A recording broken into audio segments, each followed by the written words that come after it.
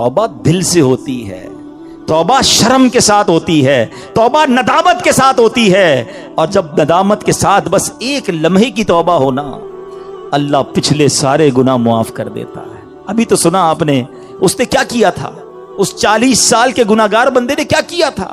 سر چادر میں ڈال کے سر جھکا کر اللہ کو کہا ہی تھا نا کہ اللہ بس معاف کر دے، آج بچا لے.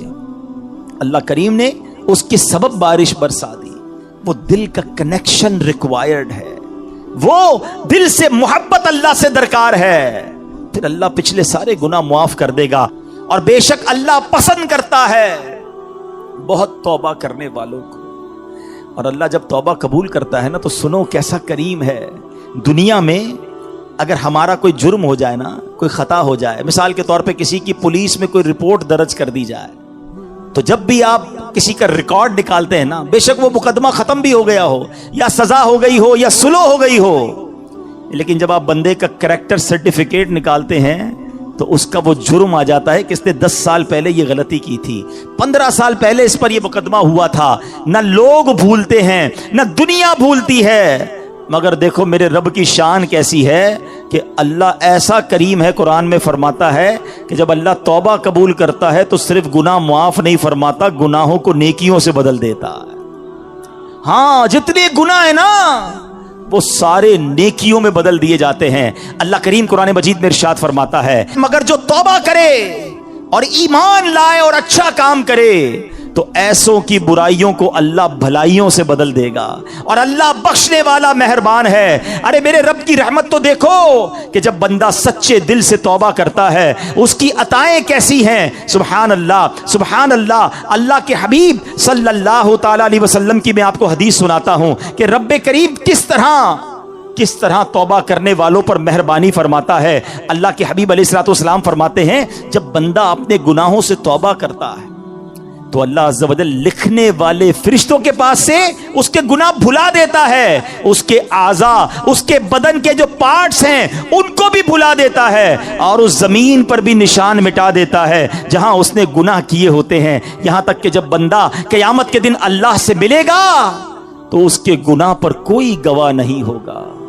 حالانکہ خود رب نے فرمایا قرآن میں کہ وہ دن آئے گا. ارے پڑھی ہے نا یاسین شریف، اس میں اللہ فرما رہا ہے وہ دن ہوگا جب منہ پر مہر لگا دی جائے گی، ہاتھ کلام کریں گے، پیر بتائیں گے کیا گناہ کیے تھے، کدھر گئے تھے. اگر توبہ نہیں کرو گے تو پھر بچ نہیں پائیں گے. لیکن اگر توبہ کر لیتے ہیں، اللہ سے دوستی کر لیتے ہیں، اللہ کو راضی کر لیتے ہیں تو وہ ایسا کریم ہے کہ وہ پچھلے سارے گناہوں کو معاف کر دیتا ہے. ہم پھر کیوں اللہ کی نافرمانی کریں؟ ارے دنیا کا دستور کیا ہے، کوئی ہمارے ساتھ بھلائی کرتا ہے ہم کیا کہتے ہیں، نہیں یار اس کو ناراض نہیں کرنا ہے، اس نے مجھے نوکری دلائی تھی، اس کو ناراض نہیں کرنا ہے، اس نے مجھے قرضہ دیا تھا، نہیں یار اس کو تو بالکل بھی ناراض نہیں کرنا ہے، مشکل وقت میں میرے کام آیا تھا. دنیا میں ایک کوئی احسان کر دے تم کہتے ہو وہ ناراض نہیں ہونا چاہیے. جو صبح و شام رب احسان کر رہا ہے اس کی ناراضگی کا کوئی خوف نہیں کہ وہ ناراض نہ ہو جائے، میرا مالک مجھ سے ناراض نہ ہو جائے. سنو توبہ کرنے والے کس قدر اللہ کو پسند ہیں. اللہ کے حبیب علیہ الصلوۃ والسلام فرماتے ہیں، ابن ماجہ کی حدیث ہے، کل بنی آدم خطاء.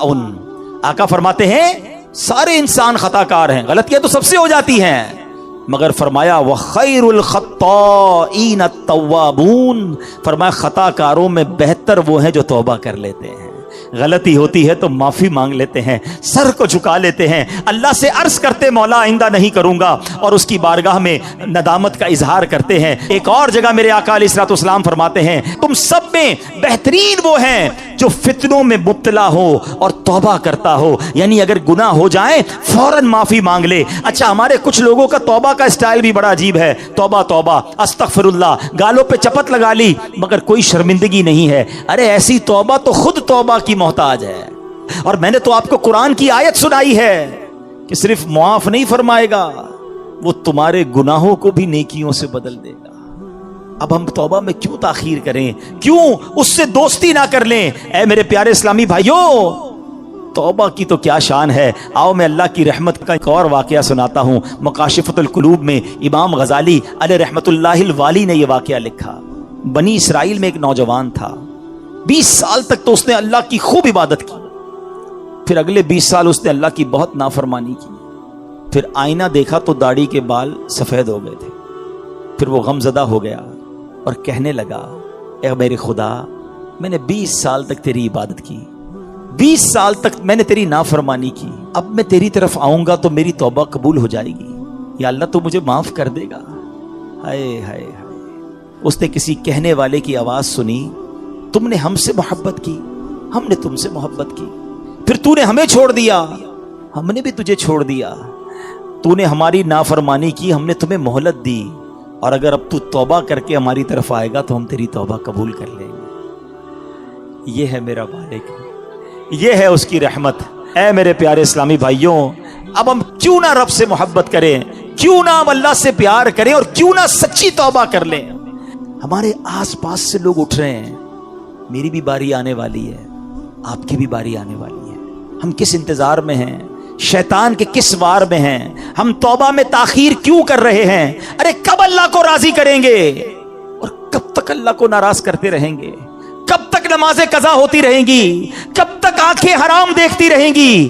کب تک میرے اور آپ کے کان حرام سنتے رہیں گے؟ اے حرام کمانے والے، کب تک حرام کماتا رہے گا؟ بدکاری کرنے والا، بے حیائی کرنے والا، نام محرم لڑکیوں اور عورتوں سے دوستیاں کرنے والا سوچے کب تک تم یہ گل چھڑے اڑا لو گے؟ جوا کھیلنے والا سوچے کہ کب تک میں یہ کام کر لوں گا؟ ارے اچانک یہ اعلان ہوگا کہ فلاں کا انتقال ہو گیا ہے، ہمارے ہی دوست ہمیں کاندھوں پر اٹھائیں گے، ہمیں قبر میں ڈال کر آ جائیں گے. یہ دوست جو آج تھوڑی سی ہماری گھبراہٹ پر ہمارے ساتھ کھڑے ہو جاتے ہیں، پتہ ہے جب قبر میں اتاریں گے نا تو لوگ کہہ رہے ہوں گے ذرا صحیح طریقے سے مٹی ڈالو، کوئی سوراخ باقی نہ بچ جائے. ہوا بھی نہیں چھوڑیں گے، ایک سوراخ بھی نہیں چھوڑیں گے، مجھے اور آپ کو تنہا قبر میں چھوڑ کر آ جائیں گے. پھر کیا ہوگا؟ میرے اور آپ کے پاس کیا بچے گا؟ یہ مال، یہ دولت، یہ گاڑی، یہ گھر، یہ شہرت، سب کچھ پیچھے رہ جائے گا. اب ہمارے ساتھ قبر میں ہوں گے ہمارے اعمال. اور دیکھو، اگر اللہ ناراض ہوا نا، اللہ ناراض ہوا تو مارے جائیں گے، پھر تو قبر جہنم کا گھڑا بن جائے گی. اسی لیے میں آج یہ عرض کرنے آیا ہوں کہ جلدی جلدی اپنے رب کو راضی کر لو. وہ کیسا کریم ہے، بلکہ اس کی رحمت چاہتی یہی ہے کہ میرے بندے بخشے جائیں، میرے بندے معافی مانگ لیں، میرے بندے رجوع کر لیں. مگر یہ بندہ ہے جو رجوع نہیں کر رہا، یہ بندہ ہے جو اس سے دوستی نہیں کر رہا. خدا را میں آج کے بعد اللہ کے فرما بردار بندوں میں شامل ہو جاؤں. سنو وہ کیسا کریم ہے. حضرت سیدنا ابو ہریرہ رضی اللہ تعالیٰ عنہ سے مروی ہے، رسول اللہ صلی اللہ تعالیٰ علیہ وسلم کا فرمان عالی شان ہے کہ جب کوئی بندہ گناہ کر لیتا ہے اور پھر کہتا ہے کہ اے مولا میں نے گناہ کر لیا، مجھے معاف کر دے، تو اللہ فرماتا ہے میرا بندہ جانتا ہے کہ کوئی اس کا رب ہے جو گناہ معاف بھی کرتا ہے اور اس پر پکڑ بھی لیتا ہے. میں نے اپنے بندے کو بخش دیا. پھر جتنا رب چاہتا ہے بندہ ٹھہرا رہتا ہے، اس کے بعد پھر کوئی گناہ کر لیتا ہے، پھر عرض کرتا ہے الہی میں نے پھر گناہ کر لیا ہے، پھر مجھے معاف کر دے. تو رب کریم فرماتا ہے میرا بندہ جانتا ہے کہ کوئی اس کا رب ہے جو گناہ کرنے پر پکڑ بھی لیتا ہے اور معاف بھی فرما دیتا ہے. میں نے اپنے بندے کو بخش دیا. پھر اس بندے سے پھر گناہ ہو جاتا ہے، وہ پھر اللہ سے کہتا ہے، تیسری بار کہتا ہے اللہ پھر گناہ ہو گیا ہے، رب کریم مجھے معاف کر دے.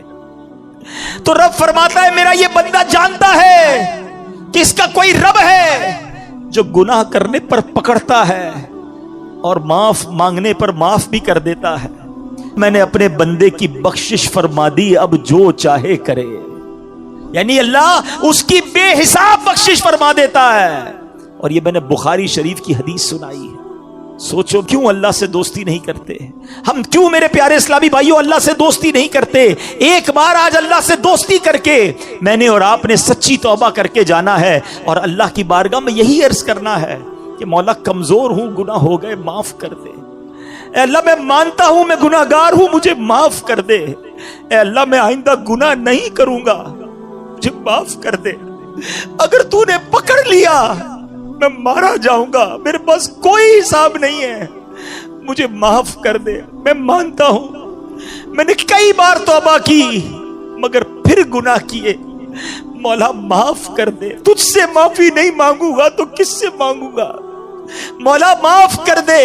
اے اللہ تو ماں سے زیادہ اپنے بندے کو چاہنے والا ہے. آج کے اجتماع میں کرم کر مالک, معاف کر دے, کیونکہ مجھے نہیں پتا میری زندگی کی کون سی رات آخری رات ہے. کیا معلوم کسی کا انتقال آج بھی تو ہو سکتا ہے نا. ہے کوئی ایسا جس کے پاس یہ گارنٹی ہو کہ وہ آج زندہ گھر جائے گا؟ ہم میں سے تو کسی کو نہیں پتا. آگاہ اپنی موت سے کوئی بشر نہیں, سامان 100 برس کا ہے, پل کی خبر نہیں, تو پھر کس بات کا انتظار ہے؟ یاد رکھو بے وفا دنیا پہ مت کر اعتبار, تو اچانک موت کا ہوگا شکار. موت آ کر ہی رہے گی یاد رکھ, جان جا کر ہی رہے گی یاد رکھ. کر لے جو کرنا ہے, آخر موت ہے, ایک دن مرنا ہے, آخر موت ہے. اے میرے پیارے اسلامی بھائی, آئیے اپنی زندگی پر نظر دوڑائیں, اپنے آپ سے ایک سوال کرتے ہیں. آج میں بھی کرتا ہوں اور آپ بھی کریں کہ اگر میرا آج انتقال ہو گیا تو کیسی زندگی گزری؟ اللہ راضی ہوگا؟ کیونکہ یاد رکھنا مرنے کے بعد قبر 2 طرح کی ہوتی ہے, یا تو جنت کا باغ ہوتی ہے یا تو دوزخ کا گڑھا. اپنے آپ سے میں سوال کروں, آپ بھی کرو, کہ اگر میں آج مر گیا تو قبر کیسی ہوگی؟ جنت کا باغ ہوگی؟ پھر تو ٹھیک ہے. لیکن اگر ڈر لگ رہا ہے کہ نہیں ابھی نہیں مرنا ہے, ابھی تو توبہ کرنی ہے, ابھی تو نیکیاں کرنی ہے, اللہ کو راضی کرنا ہے, بہت سارے گناہ ہیں, پھر کب توبہ کرو گے؟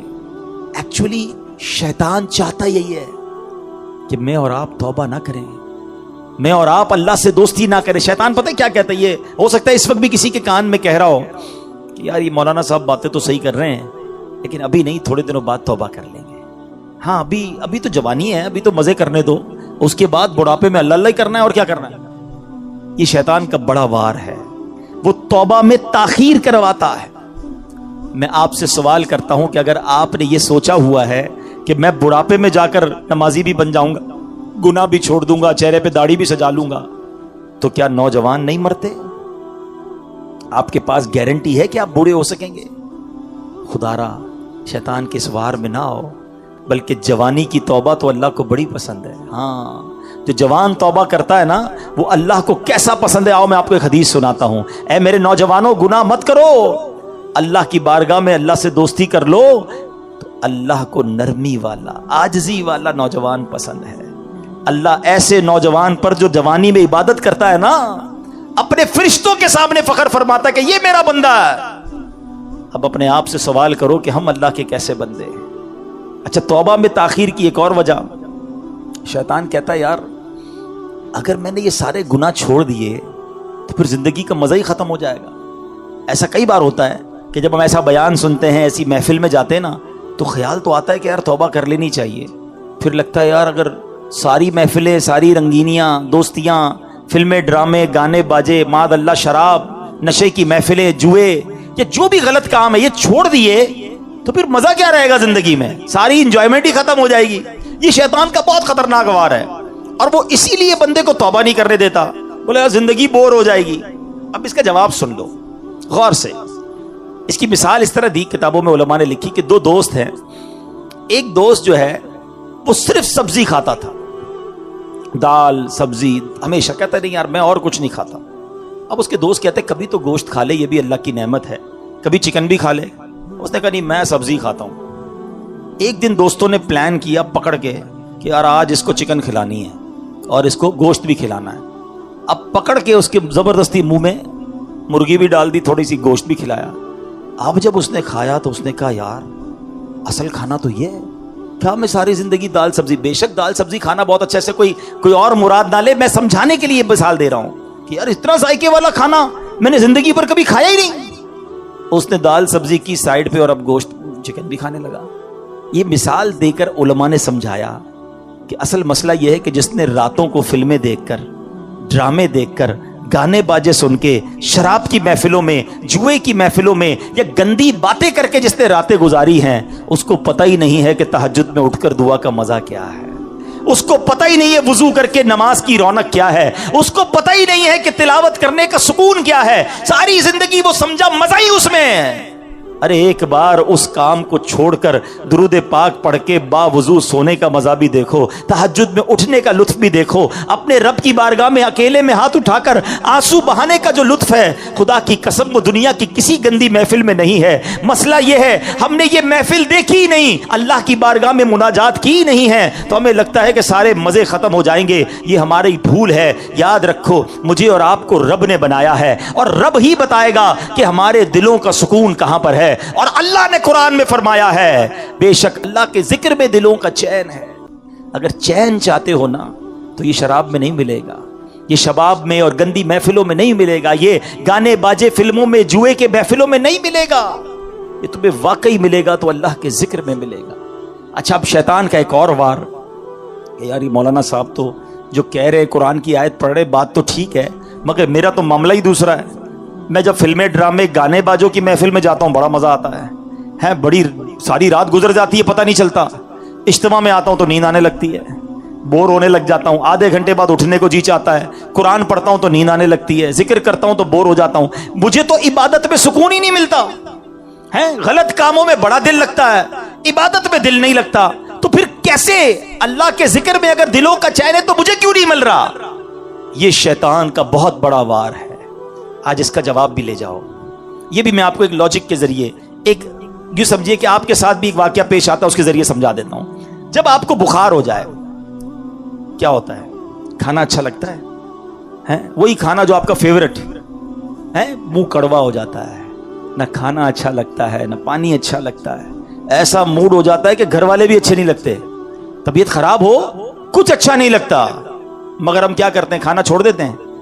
ہمیں پتہ ہے بیمار ہوں تھوڑے دن تک یہ رہے گا، ہم سب کو پتہ ہے، کھانا بھی کھاتے ہیں دوائی بھی کھاتے ہیں، ہمیں پتہ ہے جیسے ہی بیماری دور ہوگی کھانا بھی اچھا لگے گا، باقی سب زندگی بھی اچھی لگے گی۔ یہ چند دنوں کا پرابلم ہے، ایسا ہی ہوتا ہے نا۔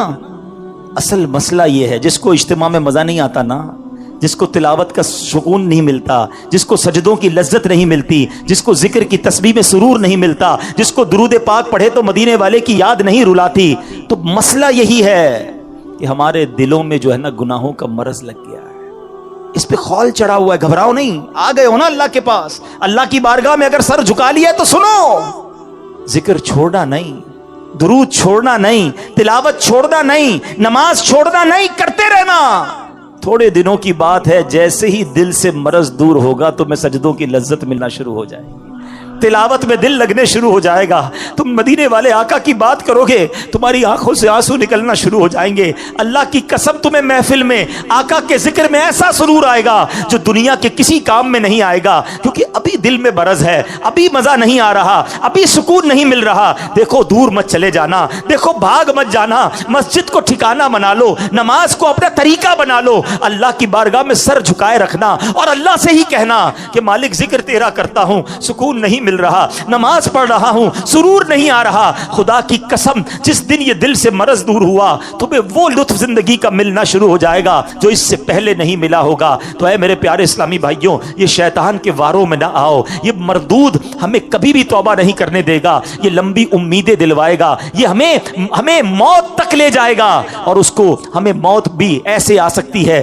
کہ ہم بغیر توبہ کے چلے جائیں۔ ایک آخری واقعہ سنا کر پھر اپنے بیان کو اختتام کی طرف لاتا ہوں کہ ایک بار کتنا مردود ہے شیطان۔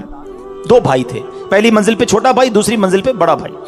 بڑے بھائی کے پاس شیطان گیا، 40 سال تک اللہ کی عبادت کی۔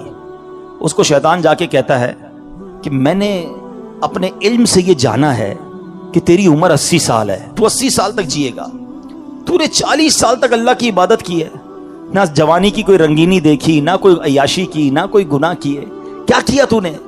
ایسا کر 20 سال گناہ کر لے، مزے کر لے زندگی کے، پھر آخری 20 سال پھر توبہ کر لینا، اللہ راضی ہو جائے گا۔ شیطان ہم میں سے بھی کئیوں کو وسوسے سے دلاتا ہے، یار جو کرنا ہے کر لو، پھر انشاءاللہ حج پہ چلے جائیں گے، پھر توبہ کر لیں گے، اللہ معاف کر دے گا۔ یہی شیطان کا وار ہے۔ اچھا اس بندے کو شیطان نے دل میں یہ بات ڈالی کہ کچھ تو مزے کر لے زندگی کے۔ وہ سوچنے لگا یار یہ بات تو صحیح کر رہا ہے، میں نے تو کچھ کیا ہی نہیں، اور اگر میری زندگی 80 سال ہے تو 15-20 سال تو مزے کر لوں۔ اس نے سوچا میرا پہلی منزل پہ ہی بھائی رہتا ہے، وہ اس کا بھائی پکا نافرمان، شرابی، کبابی، سارے غلط کام کرنے والا، کہتا کہیں اور جانے کی کیا ضرورت ہے، نیچے ہی بھائی ہے اس کے پاس چلا جاتا ہوں، زندگی کے تھوڑے مزے اٹھا لیتا ہوں۔ اللہ کی شان دیکھو, نیچے والے بھائی کے دل میں خیال آیا کتنے سال ہو گئے مجھے گناہ کرتے ہوئے, کتنے گناہ کر لیے. ایک میرا اوپر بھائی رہتا ہے کیسا عبادت گزار نیکوکار, اور ایک میں ہوں کہ بدکاریاں ہی ختم نہیں ہو رہی. چلو آج توبہ کرتے ہیں, اللہ کی بارگاہ کی طرف چلتے ہیں. چھوٹا والا بھائی کہتا ہے اب کہیں اور جانے کی کیا ضرورت ہے, اوپر ہی تو بڑا بھائی رہتا ہے, ایسا نیک ہے, اس کے پاس جاؤں گا یہ میری توبہ بھی کروا دے گا, اللہ سے میرا تعلق بھی بنا دے گا. اب وہ نیچے والا بھائی اوپر جانے کے لیے کمرے سے نکلا. اوپر والا بھائی جو ہے وہ نیچے آ رہا ہے. اوپر والے کی نیت کیا ہے؟ گناہ کرنی ہے. نیچے والے کی نیت کیا ہے؟ توبہ کرنی ہے. دیکھو نیت کا فرق, میں جو بار بار کہہ رہا ہوں نا, آج دل میں نیت کر لو, آج اللہ سے دوستی کر لو. اللہ کا کرنا کیا ہوا, اوپر والے بھائی کا پیر سلپ ہوا, لڑکھڑاتا ہوا سیڑھیوں سے چھوٹے بھائی پر گرا, دونوں بھائی نیچے گرے, دونوں کا انتقال ہو گیا. اب فرشتے آئے, اللہ اکبر. بڑے بھائی کو رحمت کے فرشتے لینے آنے چاہیے نا, 40 سال تک نیکی کی تھی. چھوٹے بھائی کو ہمارے حساب سے تو عذاب کے فرشتے لینے آنے چاہیے تھے, اتنے گناہ کیے. اللہ کی شان دیکھو, چھوٹے بھائی کو رحمت کے فرشتے لے جا رہے ہیں کیونکہ اس نے توبہ کی نیت کر لی تھی, گھر سے چل پڑا تھا, اللہ کی طرف بڑھ گیا تھا. اور بڑے بھائی کو عذاب کے فرشتے لے گئے کیونکہ وہ نافرمانی کے لیے چلا تھا, اللہ کی نافرمانی کے لیے گھر سے چل پڑا تھا. اب نیت کا فرق دیکھ لو کہ یہ ہے شیطان. ہو سکتا ہے آج ہی ہم میں سے کسی کو جانا ہو دنیا سے اور وہ نیت یہ کروا رہا ہو کہ ابھی تو بہت ٹائم ہے, تو بس آج سچی پکی توبہ کرنی ہے. اچھا توبہ کہتے کس کو ہے؟ آخر میں یہ بھی سن لو. ہاں, یا اللہ میری توبہ, یا اللہ میری توبہ. ٹھیک ہے, زبانی بھی توبہ ہوتی ہے, لیکن توبہ کے 3 ارکان ہیں. There are 3 conditions of repentance. توبہ کی 3 شرطیں ہیں. یہ جب تک تینوں پوری نہیں ہوں گی توبہ قبول نہیں ہونی. ہاں, توبہ کے لیے کوئی اجتماع کرنے کی ضرورت نہیں ہے, کوئی مسجد میں اعلان کرنے کی ضرورت نہیں ہے. بس میں جانوں رب جانے, ایک لمحے میں توبہ ہو سکتی ہے. ہاں بالکل ایک لمحے میں, اور اللہ ایسی قبول فرماتا ہے. ایک بار واقعہ ہے نا کہ حضرت عمر فاروق رضی اللہ تعالیٰ کہیں جا رہے تھے, تو سامنے سے ایک بندہ آیا جس کے ہاتھ میں شراب کی بوتل تھی. ذرا سننا غور سے, شراب کی بوتل. حضرت عمر فاروق خلیفۃ المسلمین امیر المومنین, آپ نے دیکھ لیا, آپ نے کہا کیا ہے اس میں؟ بندہ گھبرا گیا کہ اگر حضرت امیر المومنین کو پتہ چل گیا کہ میں شراب لے کے جا رہا ہوں تو مارا جاؤں گا. ڈرتے ڈرتے کہتا حضور اس میں تو سرکہ ہے. حضرت عمر نے کہا مجھے دکھاؤ. اب ذرا تصور کرنا, شرابی جو بوتل شراب کے لیے وہ سامنے کھڑا ہے, حضرت عمر ادھر کھڑے, کتنی دیر لگی ہوگی آپس کی گفتگو میں, یہ چند سیکنڈ کی بات ہے نا. اب وہ بندہ پتہ کیا کہتا ہے؟ اللہ سے کہتا ہے یا اللہ آج بچا لے, عمر سے آج بچا لے, ذلیل ہونے سے بچا لے, یا اللہ بس آئندہ کبھی شراب نہیں پیوں گا, بس مالک بچا لے. دل ہی دل میں کہہ رہا ہے, اور کتنی دیر کہا ہوگا, 2 سیکنڈ 4 سیکنڈ.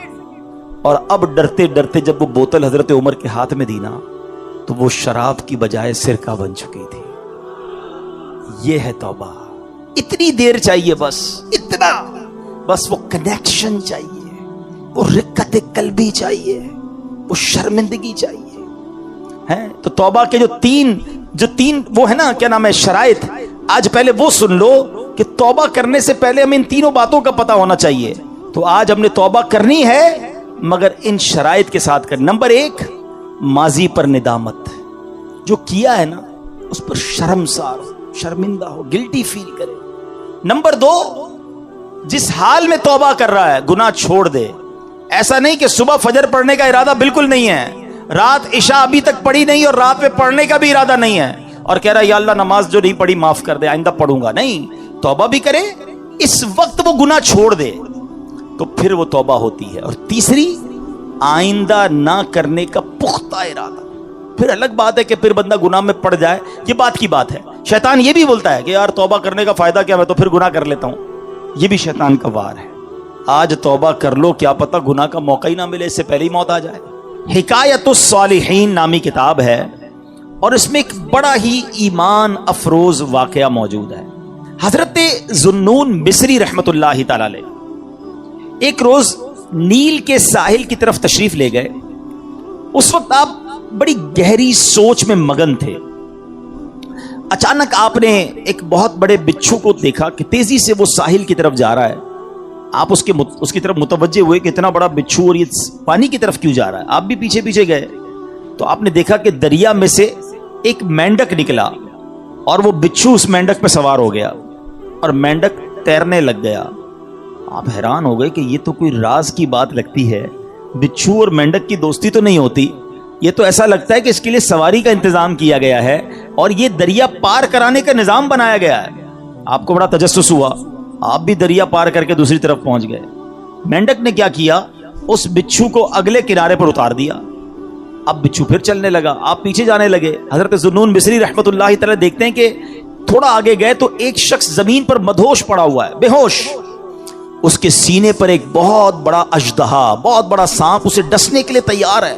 اس بندے کو پتہ ہی نہیں وہ بے ہوش پڑا ہوا ہے، مگر اس بچھو نے رائٹ ٹائم اچانک وہاں پہنچ کر اس سانپ کو ڈنک مارا اور اس بندے کی حفاظت کا انتظام کیا۔ وہ سانپ وہیں پر مر گیا اور بچھو واپس چلا گیا۔ حضرت ذوالنون مصری حیران کہ مالک یہ تیرے عجب راز ہیں، اس بے ہوش بندے کو تو پتہ ہی نہیں ہے کہ اس کی حفاظت کے لیے تو نے انتظام کیا کیا ہے۔ لیکن حضرت ذوالنون مصری رحمت اللہ تعالی علیہ سب کہتے ہیں کہ میں سمجھ گیا کہ یہ بندہ ہے بہت بڑی چیز، اللہ کا بڑا نیک بندہ ہے کہ اس کی حفاظت کے لیے رب نے دوسرے علاقے سے بچھو بھیجا جس نے سانپ کو ڈسنے سے روک لیا، حالانکہ بندہ بے ہوش پڑا تھا۔ تو آپ نے سوچا کہ میں اس بندے کے پیر ہی چوم لیتا ہوں، اتنا بڑا اللہ کا ولی ہے، بے ہوش ہے۔ وہ جیسے ہی قریب ہوئے نا تو آپ کو اس بندے کے منہ سے شراب کی بدبو آئی۔ آپ حیران ہو گئے کہ شرابی، گناہگار، اور اس کی حفاظت کا ایسا انتظام۔ اللہ اکبر۔ ابھی آپ پریشان ہی تھے کہ آپ کو غیب سے آواز آئی، اے ذوالنون حیران کیوں ہوتا ہے، یہ بھی ہمارا ہی بندہ ہے۔ اگر اللہ صرف نیکوں کی حفاظت فرمائے گا، اگر نیکوکاروں کی ہی رب حفاظت فرمائے گا تو اے ذوالنون گناہگاروں کی حفاظت کون کرے گا؟ آئے ہائے، حضرت ذوالنون نے جب یہ سنا تو آپ وجد میں آ گئے، آپ کی کیفیت ہی بدل گئی۔ اللہ اکبر۔ جب سورج غروب ہونے لگا، ساحل پر ٹھنڈی ٹھنڈی ہوا چلنے لگی تو اب اس نوجوان کے جسم میں کچھ حرکت پیدا ہوئی۔ تھوڑی دیر بعد وہ ہوش میں آیا۔ حضرت ذوالنون اس کے قریب ہی بیٹھے تھے، آپ کو دیکھ کر شرمندہ ہوا، شرمندگی سے کہتا حضور آپ ادھر کیسے؟ آپ اللہ کے ولی تھے، بڑے مشہور شخصیت تھے، وہ بندہ آپ کو پہچان گیا۔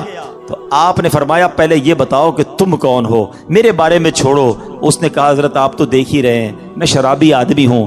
آپ نے فرمایا ذرا بائیں طرف دیکھو، اپنی ذرا قریب دیکھو۔ اس بندے نے دیکھا تو مرا ہوا بہت بڑا سانپ پڑا ہوا، تو گھبرا گیا۔ حضرت ذوالنون مصری نے اب اس کو سارا واقعہ سنایا کہ میں تو کہیں اور تھا، میں نے ایک منظر دیکھا، بچھو اور مینڈک کے پیچھے ادھر آیا، اللہ نے تیری حفاظت کا کیسا انتظام کیا، تو رب کی نافرمانی کرتا ہے اور وہ مالک تیری حفاظت فرما رہا ہے۔ اللہ اکبر۔ جب اس شرابی نے یہ واقعہ سنا وہ زاروں کتار رونے لگا، اور اس کے بعد اس نے جو ہے یہ اس نے بڑا کمال کا جملہ کہا، اگر وہ ذات گناہ گاروں کو ایسا نوازتی ہے تو پھر نیکوں کو کیسا نوازتی ہوگی۔ جب اپنے نافرمانوں کو وہ ایسا نوازتا ہے تو اپنے فرما برداروں کو کیسا نوازتا ہوگا۔ یہ کہہ کر وہ شخص نے سارے گناہوں سے توبہ کی، اب مجاہدات کرنے لگا، اب عبادتیں کرنے لگا۔ ایک وقت ایسا آیا کہ اس بندے کا شمار اللہ کے مقبول بندوں میں ہونے لگ گیا، وہ بھی اللہ کا ولی بن گیا۔ میرے پیارے اسلامی بھائیوں، مدنی چینل کے ناظرین، یہ واقعہ ہم سب کے لیے بہت بڑا پیغام ہے۔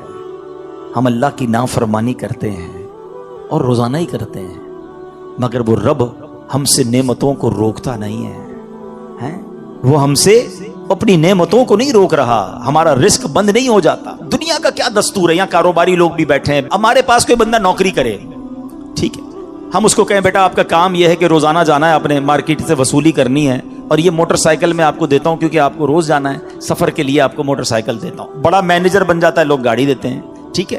اچھا اب وہ سیٹ جو ہے وہ دیکھے کہ یہ جاتا ہی کہیں نہیں ہے، سارا دن ادھر ہی بیٹھا رہتا ہے، ایک دن، 2 دن، 15 دن، 1 مہینہ، پھر وہ کیا کہے گا، بھائی یا تو وصولی کرنے جاؤ یا ورنہ میری موٹر سائیکل واپس کرو۔ فائدہ کیا تمہیں موٹر سائیکل دینے کا؟ جو فیسلٹی دیتا ہے کوئی ہمیں کسی کام کے لیے دیتا ہے نا، اگر وہ کام نہ کریں تو وہ فیسلٹی واپس لے لی جاتی ہے۔ سچ بتاؤ میرے رب نے مجھے اور آپ کو آنکھیں کیوں دی ہیں؟ کیا حرام دیکھنے کے لیے دی ہیں؟ نہیں، تلاوت کے لیے دی ہیں، ماں باپ کو محبت سے دیکھنے کے لیے دی ہیں، اللہ کے گھر کو دیکھنے کے لیے دی ہیں، اللہ نے جو حلال چیزیں ہمیں دی ہیں وہ دیکھنے کے لیے دی ہیں۔ مگر کبھی ایسا ہوا کہ ہم حرام دیکھیں اور اندھے ہو جائیں؟ یار میری آج آنکھیں بند ہو گئی، کیوں؟ بس وہ حرام دیکھ لیا تھا. نہیں، ہم گناہ کر رہے ہیں، وہ نعمتیں نہیں روک رہا ہے. یہ ہاتھ اس لیے نہیں دیے کہ اس سے حرام کام کیے جائیں، اس سے ظلم کیا جائے، مگر یہ ہاتھ حرام کی طرف اٹھتے ہیں، رب ہاتھ واپس نہیں لیتا ہے. پیر گناہ کی طرف جائیں تو لنگڑے ہو جانے چاہیے تھے ہم، کہ بندہ کہے یار آج پیر نہیں چل رہے، کیوں؟ یار وہ کل میں جوا کھانے گیا تھا، میں شراب کھانے گیا، میں سنیما گیا، اللہ کی نافرمانی کے لیے چلا تھا، میرے رب نے پیر واپس لے لیے. اصول تو یہ بنتا ہے، مگر اس کی شان دیکھو کہ ہم روز نافرمانی کرتے ہیں. وہ ہمیں رزق دے رہا ہے، عزت بھی دے رہا ہے، اعضاء بھی سلامت ہیں. کب تک اللہ کو ناراض کریں گے؟ کب تک اس رب سے دور رہیں گے؟ وہ ایسا کریم ہے، دنیا میں کسی کی بات نہ مانو، وہ نوکری سے نکال دیتا ہے، مگر رب ایسا کریم ہے کہ بندہ اگر جب اس کی بات ماننے لگ جائے نا، ایک بار دل سے توبہ کر لے، وہ اس کے سارے گناہ بھی معاف کر دیتا ہے.